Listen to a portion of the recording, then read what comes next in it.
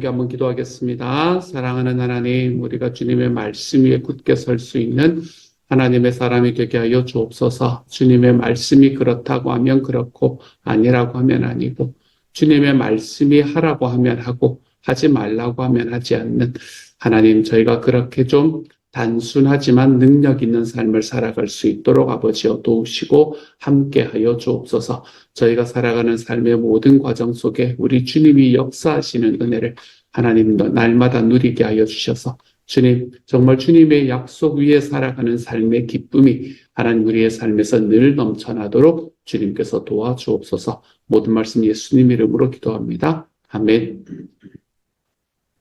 하나님이 우리에게 주시는 말씀 요한계시록 13장 11절부터 15절까지의 말씀입니다. 요한계시록 13장 1절부터 18절까지의 말씀입니다. 시간 같은 목소리로 함께 읽도록 합니다. 함께 읽습니다. 시작.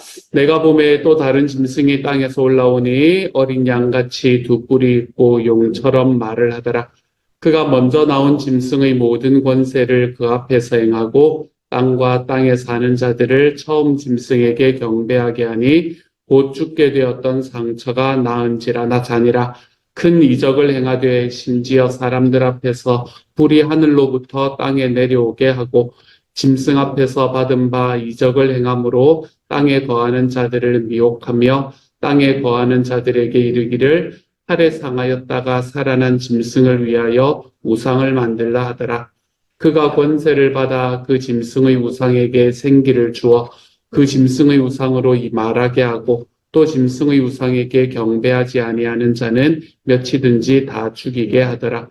그가 모든 자, 곧 작은 자나 큰 자나 부자나 가난한 자나 자유인이나 종들에게 그 오른손에나 이마에 표를 받게 하고 누구든지 이 표를 가진 자 외에는 매매를 못하게 하니 이 표에 없는 곧 짐승의 이름이나 그 이름의 수라. 시에가 여기 있으니 총명한 자는 그 짐승의 수를 세어보라. 그것은 사람의 수니 그의 수는 666이니라. 아멘. 아멘. 계속해서 짐승에 관한 이야기를 하고 있습니다. 용에게 힘을 받은 짐승, 용에게 힘을 받은 짐승, 용이라는 것은 사탄 마귀를 이야기하는 걸 거고요. 용에게 힘을 받은 짐승이라는 것은 그에게서 권력을 위임받고 그때 당시에 세상을 다스리는 사람을 이야기를 한다라고 생각을 하시면 됩니다. 그거에 이 사탄 마귀의 힘을 받아서 세상을 다스리는 사람, 그리고 하나님을 반대해서 걸어가고 있는 사람, 이 짐승, 그런 사람을 이제 짐승이라고 이야기하는데, 그 사람이 누구일까? 물론, 역사의 끝에서 알아보면 이제 어떤 존재가 있을 수가 있겠지만, 여기서 이야기하는 짐승이라는 것은 진짜 짐승을 이야기하는 게 아닙니다. 사자, 곰, 이런 게 이야기하는 게 아니라, 여기에서는 그 어떤 사람을 이야기를 하고 있는 겁니다. 그렇죠? 용에게서, 사탄 마귀에게서 권세를 받고 세상을 다스릴 수 있는 권력을 가진 짐승과 같은 사람. 그 사람이 누구일 것 같습니까, 여러분? 황제죠, 황제. 당시의 로마 황제입니다. 여기서 말하는 짐승이라는 것은 로마의 황제를 이야기한다 라고 생각을 하시면 전반적인 이야기가 딱 맞아떨어지는 것을 볼 수 있게 될 겁니다. 제가 다시 말씀드리지만 계시록은 말세에 일어날 일들을 우리에게 이야기한 게 맞습니다. 말세에 일어날 일을 이야기하는 게 맞지만 그 말세에 일어나는 일들을 이야기하는 것은 이 중에서 굉장히 우리가 생각하는 것보다는 굉장히 적습니다. 그리고 그것은 그때 당시에 일어나는 일들에 대한 해석을 지금 이야기를 하고 있는 거예요. 당시에 로마 황제의 권력으로서 저 사람들을 통치하고 그리고 그렇게 통치하는 과정 속에서 하나님을 믿고 예수님을 고백하는 사람들을 죽이게 되는 이제 그런 상황 속에서 이 상황을 지금 어떻게 이해할 수 있을까? 사람들이 고민하고 있는 그 과정에서 지금 요한은 하나님께로부터 받은 예수님께로부터 받은 말씀을 가지고 그 상황을 어떻게 이해할 수 있는가라는 것을 지금 말해주고 있는 겁니다. 그래서 여기서 짐승이라는 것은 거의 당연히 당시의 로마의 황제를 이야기를 한다라고 여러분이 이해를 하시면 됩니다. 그러면 느낌이 조금 달라지실 수 있어요. 11절에 보면 내가 봄에 또 다른 짐승이 땅에서 올라오니 또 다른 짐승이 올라왔다라는 것은 뭘 이야기하는 것 같으세요? 또 다른 짐승이 올라왔다는 건 이전에 황제가 있었고 이번에 새로운 황제로 바뀌었다는 이야기를 하는 거겠죠. 이전에 있었던 짐승이 있었잖아요. 그죠? 어제의 말씀에서 우리가 보았던 짐승이 있었잖아요. 그러니까 그 황제의 끝이 나고 또 다른 황제가 땅에서 올라왔다라고 즉위했다라는 걸 말하는 거겠죠. 그는 어린 양같이 두 뿔이 있고 용처럼 말을 하더라. 이런 거는 상징이라고 생각을 하시면 됩니다. 상징이라고 생각을 하시면 돼요. 그가 먼저 나온 짐승의 권세를 그 앞에서 행하고 당연하죠. 같은 황제니까 그렇게 됐겠죠. 땅과 땅에 사는 자들을 처음 짐승에게 경배하게 하니 곧 죽게 되었던 상처가 나은 자니라. 처음에 짐승이라고 이야기했던 그 사람이 바로 죽게 되었던 상처가 나은 자다라고 이야기를 합니다. 아마도 그때 당시에 제가 이 부분에서 정확하게 그거는 잘 알지는 못하지만 아마 크게 아팠다가 나은 황제가 있었던 것 같아요. 그리고 그 사람이 아마도 처음으로 이 기독교를 핍박을 하지 않았을까라고 생각을 해보게 됩니다. 그렇게 되면서 그 사람을 이제 그가 경배하도록 만들어가는 거예요. 그러니까 선대 황제를 찬양하도록, 선대 황제를 경배하도록 지금 계속해서 이렇게 정책을 펴는 그런 또 다른 짐승과도 같은 황제가 즉위했다라고 이야기할 수 있겠네요. 그런데 그는 13절을 보면 큰 이적을 행하되 심지어 사람들 앞에서 불이 하늘로부터 땅에 내려오게 하고 짐승 앞에서 받은 바 이적을 행함으로 땅에 거하는 자들을 미혹하며 땅에 거하는 자들에게 이르기를 칼에 상하였다가 살아난 짐승을 위하여 우상을 만들라 하더라. 칼에 상하였다가 살아난 짐승을 위하여 우상을 만들라. 이건 당시에 황제 숭배가 워낙에 황제를 신으로 숭배하는 일이 워낙에 사람들에게 많이 그게 되고 있으니까 이 다니엘과 세 친구 그때 있은 느낌이 좀 나시죠, 그렇죠? 당시에 바벨론에서 일어났던 그 일이었지만 사실 이때 당시에 로마에서도 정확하게 그 일이 일어나고 있는 것을 오늘의 말씀에서 볼 수 있게 됩니다. 13절을 보면 13절이 이제 이 전체 스토리가 누구에게서 일어난 스토리인가 하는 걸 대충 감을 잡을 수 있는 말씀이거든요. 큰 이적을 했는데 심지어 사람들 앞에서 불이 하늘로부터 땅에 내려오게 한다. 이건 이제 불이 하늘에서부터 땅에 내려오게 한다라는 말이 진짜 그랬다라고 이해를 할 수도 있습니다. 그리고 앞으로 다가올 종말의 때에 정말로 그렇게 될 거다라고 이야기하는 말씀일 수도 있어요. 하지만 아마 이 황제가 불과 연결이 되는 사람이겠구나라고 생각을 할 수 있을 겁니다. 지금 여기서 하나님께서 요한에게 보여주는 이 황제가 뭔가 불과 연결되는 황제인 것 같다. 왜냐하면 자꾸 불에 관한 이야기를 자꾸 하거든. 불과 연결되는 그런 황제인 것 같다라는 것을 우리가 알 수 있으며 여기 이제 힌트 하나입니다. 불과 연결되는 황제라는 것.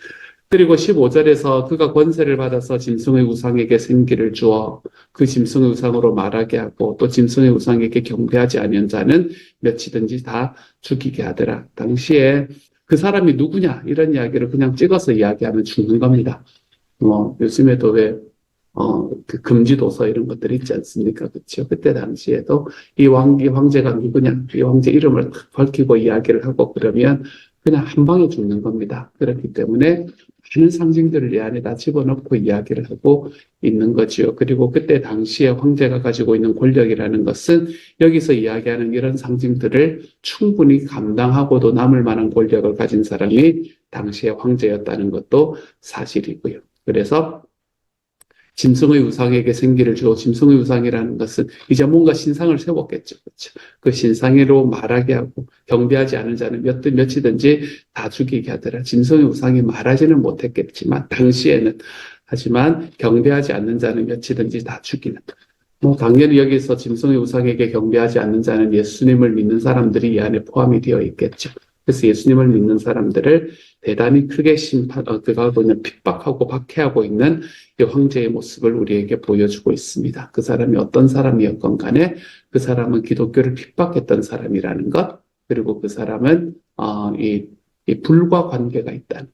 이제 이 정도의 힌트를 우리가 이 사람에게서 얻을 수 있겠네요. 그리고 16절에 보면 16절부터 18절까지의 말씀이 사실은 역사적으로 참 많은 이슈가 있었던 말씀이잖아요. 그렇죠? 그가 모든 자, 곧 작은 자나 큰 자나 부자나 가난한 자나 자유인이나 종들에게 그 오른손이나 이마에 표를 받게 하고 누구든지 표를 가진 자 외에는 매매를 못하게 하니 이 표는 곧 짐승의 이름이나 그 이름의 수라. 지혜가 여기 있으니 총명한 자는 그 짐승의 수를 세어보라. 그것은 사람의 수니 그의 수는 666이니라. 라고 이야기하는 이 이야기는 참으로 많은 시대에 정말 많은 사람들에게 다양하게 해석이 되었던 그런 말씀이기도 합니다. 제가 어릴 때만 해도, 제가 어릴 때, 좀 제가, 지금에 비하면 어릴 때, 지금에 비하면 많이 어릴 때, 그때만 해도, 바코드다, 이렇게 이야기하시는 분들이 많았습니다. 바코드. 그래서, 신용카드 같은 거 쓰면 안 된다, 뭐 이렇게 이야기하시는 분들 계셨고. 그리고, 그 이야기는 요즘에도 좀, 요즘에는 예전만큼 그렇게 힘을 얻지는 못하고 있는 것 같은데, 그래도 요즘에도 조금 그게 좀 있는 것 같아요. 그렇게 말씀하시는 분이 있는 것 같습니다. 뭐, 예를 들면, 이제 바코드를 몸에 심는다. 뭐 이런 이야기들을 하시는 것. 그러면서 그때 바코드에 뭐 숫자 이야기도 많이 나왔었습니다. 저는 잘 모르는데, 제가 알 정도면 진짜 유명했다는 거거든요. 제가 막 근데 신경을 많이 안 쓰는데, 근데 이렇게, 바코드에서 이렇게 긴 한 줄이 6을 표현을 한대요. 근데 이제 그 바코드를 보면 이렇게 제일 앞에 긴 게 한 줄이 있고, 중간에 이게 그걸 나누는 그런 선이라고 이야기를 하더라고요. 중간에도 하나 있고, 끝에도 하나 있고. 그거는 이제 숫자를 나타내는 게 아니라 사실은 이제 코드와 코드를 나누는 그런 역할을 하는 건데, 어쨌든 그런 것들이 이렇게 긴 게 세 개가 있으니까 모든 코드는 긴 게 세 개가 있죠. 그러니까 이게 666이다. 이렇게 이야기하셨던 분들의 이야기가 한때 우리나라를 이렇게 확 덮었던 그런 때도 있었던 것 같습니다. 하여간 뭐 여러 가지 이야기들, 666이라는 것에 대해서 참 여러 가지 이야기가 나옵니다. 6이라는 것이 왜 이게 666이 왜 짐승의 수냐라고 이야기하면서 7은 그런 이야기 들어보셨습니까? 7은 하나님의 완전한 숫자를 이야기를 하는 건데 이 6이라는 것은 하나님의 완전에 이르지 못하는 인간의 수가 6이다. 그렇기 때문에 이 하나님의 완전에 이르지 못하는 인간의 수 6이라는 것이 세 번이 중첩이 되어 있기 때문에 이거는 하나님과 완전히 멀어지는 인간의 죄악을 나타내는 숫자다. 뭐 이제 이렇게 해석을 하시는 신학자도 참 많이 있었었고, 그러니까 666에 관해서는 참 여러 가지 이야기들이 있었던 것 같습니다. 하지만 이거는 결국에는 뭐를 이야기를 하냐면 짐승의 이름이다. 그리고 그 이름은 수다. 17절에 그렇게 이야기하잖아요. 그렇죠? 17절의 후반에 보면 이 표는 곧 짐승의 이름이나 그 이름의 수다라고 이야기합니다. 이게 요즘 우리말로 뭐 하면은 무슨 말을 하는지 정확히 모르실 수도 있는데 왜 이름과 이름의 수가 두 개가 같이 들어왔냐 이렇게 생각하는 것을 여러분이 이해를 못 하실 수도 있는데 우리나라에도 비슷한 게 있긴 했던 것 같아요. 옛날에 왜 누가 누구 좋아하는 거 이런 거 퍼센트 내고 하는 거 여러분 혹시 기억나십니까? 이렇게 이름 하나씩 이렇게 적어서 거기 획수 숫자 이렇게 해가지고 이렇게 해가지고 누구는 누구를 몇 프로 좋아하고 기억나시면 혹시 해보셨던 기억이 나십니까? 저는 그런 거 했던 이제 세대 중에 한 사람이었거든요. 그래서 이제 그렇게 하면서 그 획수를 헤아리는 이제 그런 그게 우리나라에 있기는 했었습니다. 근데 그건 이제 획수를 헤아리는 거였고. 그래서 니은이 하나냐 두 개냐 이제 이거 가지고 더 높이 나오는 거 가지고 막 하고 그랬었던 기억이 납니다. 어쨌든 그렇게 우리는 획수를 헤아리는 거였지만 이 당시에 이제 히브리어에는 뭐가 있냐면 히브리어 글자 속에 숫자가 포함이 되어 있습니다. 그 히브리어는 숫자를 따로 쓰지 않습니다. 그러니까 아라비아 숫자라는 게 당시에는 없었거든요. 그러니까 아라비아 숫자라는 게 없었기 때문에 이때는 그 숫자 자체를 그 단어를 사용을 했었습니다. 그러니까 우리말로 하면 이제 이런 거예요. 기억이라는 게 있잖아요. 그렇죠? 기억하면 기억은 그라는 이런 음을 나타내는 단어이기도 하지만 기억은 이를 나타내기도 하는 거예요. 그 다음에 뭐 니은 하면 니은은 를 나타내는 음절이긴 하지만 그것은 이를 나타내기도 하는 거예요. 그래서 그때 당시에 뭐 예를 들어서 12를 쓴다. 그러면 어떻게 쓰냐 하면 기역, 니은 이렇게 써서 12를 표현을 하는 거예요. 죄송합니다. 12는 그렇게 쓰면 안 되겠군요. 10도 있으니까. 10도에 그게 배정이 되어 있는 글자가 있거든요. 그러니까 기역, 니은, 디귿, 리을, 미음, 비읍, 시옷, 이응, 지읒, 치읓. 치읓이 이제 10이다라고 생각을 하면 12를 쓸 때는 치읓, 니은 이렇게 하면 12. 뭐 이런 식으로 쓰는 게 이제 당시에 히브리어에 있는 그 숫자의 음가입니다. 그 숫자, 이 히브리어에 있는 히브리어에 있는 그 단어가 나타내는 숫자입니다. 그러니까 이렇게 단어가 나타내는 숫자를 이야기를 하니까 사람이 이제 히브리어가 적혀지면 그 히브리어는 그 자체로 숫자의 의미, 숫자를 가지고 있는 것을 우리가 볼 수 있게 되는 거죠.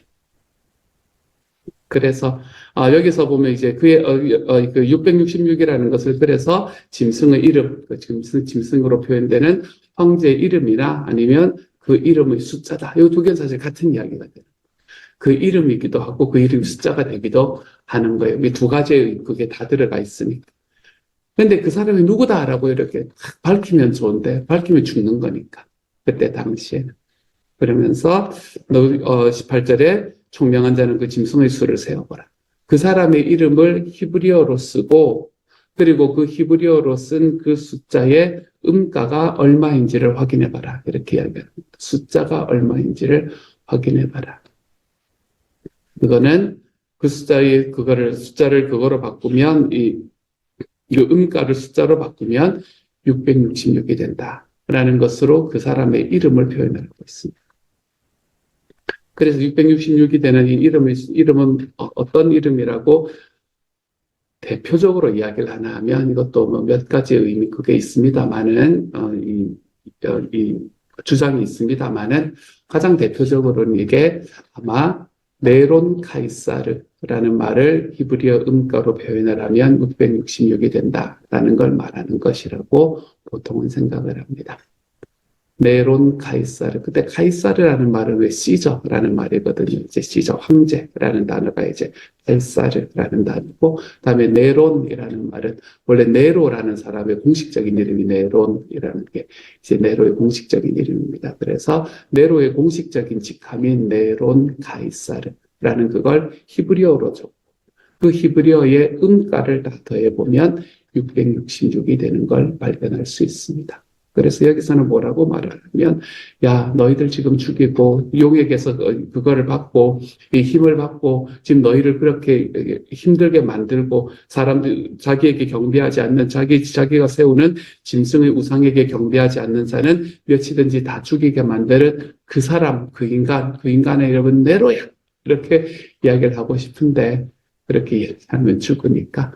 그러니까 짐승의 수가 666이다. 그 사람의 이름이 666이다. 이렇게 이야기를 하고 있는 것으로 말하고 있는 겁니다. 그러니까 우리는 이게 어떤 의미인지가 잘 모르지만 당시에 히브리어를 사용을 하던 사람들은 금방 아는 그런 내용이었다라고 여러분이 생각을 하시면 좋겠네요.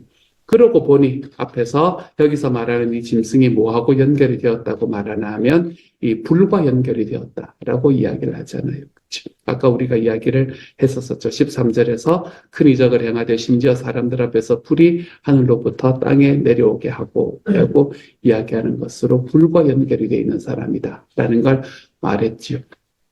네로라는 사람이 불과 연결이 되어 있는 사람입니다. 네로 때에 이제 여러 가지 이야기가 있기는 하지만 실제로 그랬는지 아닌지는 잘 모르지만 어쨌든 네로 때의 로마의 대화재가 일어납니다.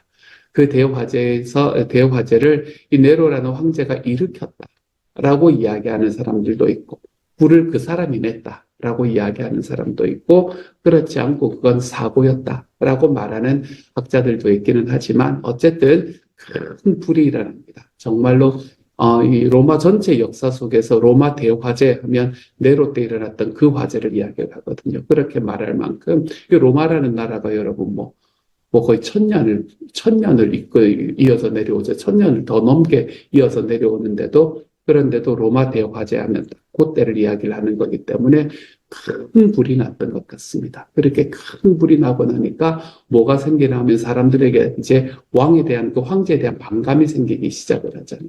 그렇기 때문에 이놈의 황제 평소 때도 잘 못하는 일이었었으니까 무도한 사람이었거든요. 역사를 바라보면. 그래서 이 황제 어떻게든 끌어내린다라고 이야기하는 과정에 있는 사람들에게 누구를 그걸로 던져주나 하면 이 제물로 던져주나 하면 예수 믿는 사람들을 제물로 던져주는 게 네로라는 사람입니다. 그래서 뭐라고 이야기하냐면 예수 믿는 사람들이 자기가 그가는 이 핍박하는 그 핍박에 그걸 해서 이렇게 반감을 가져서 로마에 불을 질렀다라고 이야기를 했고 그것이 모든 로마 사람들에게 먹혀들어 가게 되면서 이때부터 정말로 심각한 그 이전까지는 박해가 있긴 했었지만 막 심각한 박해는 아니었었거든요. 하지만 정말로 심각한 그런 사람들에게 eradicate, 뿌리를 뽑아버릴 것 같은 그런 박해가 예수 믿는 사람들에게 주어지기 시작을 했었죠. 그리고 이 네로의 시기에 후반부에 누가 죽기 시작은 누가 이제 거의 다 순교를 하나 하면 그 예수님의 제자들이 거의 다 이때 순교를 하게 되는 것을 우리가 역사적으로 확인할 수 있습니다. 베드로가 왜 코바디스 도미네라는 코바디스라는 영화 혹시 보셨나요? 하도 오래된 영화라서 못 보신 분이 있을 수도 있겠습니다. 코바디스라는 그 이야기는 베드로의 이야기를 이제 표현을 하고 있거든요. 그 베드로가 로마에서 빠져나가다가 여기도 다 역사에 나오는 이야기입니다. 로마에서 빠져나가다가 그러다가 이제 예수님이 그 로마로 들어가고 있는 그 불이 이제 막 나가지고 사람들이 막 죽고 있는 상황 속에 그 예수 믿는 사람들이 막 죽고 있는 상황 속에서 거기에서 빠져나오다가 주님이 로마를 향해서 들어가는 것을 이제 본 거예요. 그리고는 이제 물어보죠. 코바디스 도미네, 주여 어디로 가시나이까? 라는 말입니다. 주여 어디로 가시나이까? 그랬더니 예수님이 베드로에게 너가 지금 버리고 나오는 저 로마를 향해서 내가 간다. 라고 이야기하시는 말씀을 듣고 베드로가 울면서 다시 돌아와서 십자가에 거꾸로 달려 죽었다. 뭐 이제 이런 이제 그 역사적인 스토리들을 가지고 영화를 만든 게 코바디스라는 영화입니다. 뭐 그런 이야기도 다 네로 때 일어나는 이야기가 되는 거죠. 그래서 오늘의 말씀에서 이야기하는 이 짐승, 이 사람이라는 건, 그리고 숫자로 나타나 있는 이 666이라는 것은 사람의 이름을 딱 이야기할 수 없으니까. 그렇기 때문에 그 사람의 이름 대신에 그 이름의 숫자, 그 이름을 히브리어로 이렇게 바꾸어 놓고 나면 거기에 나타나는 그 음가, 그걸 가지고 우리가 사람을 표현을 하고 사람을 이야기를 하는 것이다 라고 여러분이 생각을 하시면 되겠습니다. 그래서 666 하면 다른 거 생각하지 마시고 이게 뭐 역사의 마지막에 어떻게 다가올지 저는 잘 모르겠습니다. 뭐 어떤 상황으로라도 또 다른 모습으로 다가올 수도 있겠지요. 왜냐하면 하나님의 말씀은 그때 당시의 현실에서 한번 그게 되고 성취가 되고 그리고 그 성취가 된 것이 역사의 마지막에 하나님이 완성시키신다. 이제 이게 하나님께서 주시는 말씀의 핵심 중의 핵심이거든요. 그렇기 때문에 그 역사의 마지막에 완성이 될 때 이 666이라는 숫자가 또 어떤 의미에서 또 뭔가 나타날 수도 있을지도 모릅니다. 근데 저는 그 모습을 잘 모르겠습니다. 하지만 이 말씀은 우리에게 기본적으로는 뭘 이야기하냐면 그때 당시에 로마에서 사람들이 섬기고 그리고 예수 믿는 사람들을 죽이고 예수 믿는 사람들을 힘들게 만들던 그 황제에 관한 이야기를 계속해서 하고 있는 것을 우리가 볼 수 있게 되는 거지요. 그리고 그 황제에게 굴하지 마라 라고 이야기하는 말씀을 계속해서 이야기를 하고 있는 겁니다. 당시에는 황제였지만 요즘에 우리에게는 이 666이 뭘까? 참 많이 생각을 해봤습니다. 여러분에게는 이 짐승의 숫자와 같은 666이 뭘까요? 요즘은 우리에게 막 박해하고 이러는 건 잘 없잖아요. 그치? 막 예수 믿는다고 막 박해하고 죽는다 그러고. 물론 세상에서는 그렇게 되는 것도 있기는 하지만 최소한 미국의 산호세라는 곳에서 살아가는 저와 여러분에게는 예수 믿는다고 죽인다 그러고 막 이러는 일은 없거든요. 지금. 그럼 우리에게 이 짐승의 숫자 666 이런 거는 도대체 뭘 가리키는 걸까? 저는 저한테는 아무리 생각을 해봐도 저는 세상이 이야기하고 있는 세상의 프레임이 아닌가라고 생각합니다. 소위 성공의 프레임. 그게 예수 믿는 사람들을 너무나 많이 붙잡고 있는 것을 다시 한번 경험하게 됩니다. 예수 믿는 사람들은 더 많이 성공해야 되고 더 많이 성공하는 것으로서 하나님께 영광을 돌린다. 멋있는 말이죠. 하지만 하나님께서 우리에게 말씀하시는 그 성공이라는 이름과 우리가 생각하는 성공이라는 건 참 다르게 생각하고 있구나. 패러다임이 아예 다르구나 하는 걸 참 많이 경험을 합니다. 말씀을 준비하면서 더더욱 그런 경험을 하게 되는 것 같아요. 세상에서의 성공, 돈, 명예 이런 것들이 어쩌면 우리에게는 666이라는 이 황제의 자리를 차지하고 있는 게 아닐까. 그것이 없으면 죽을 것 같은. 그것이 없으면 내 삶이 실패자가 되는 것 같은.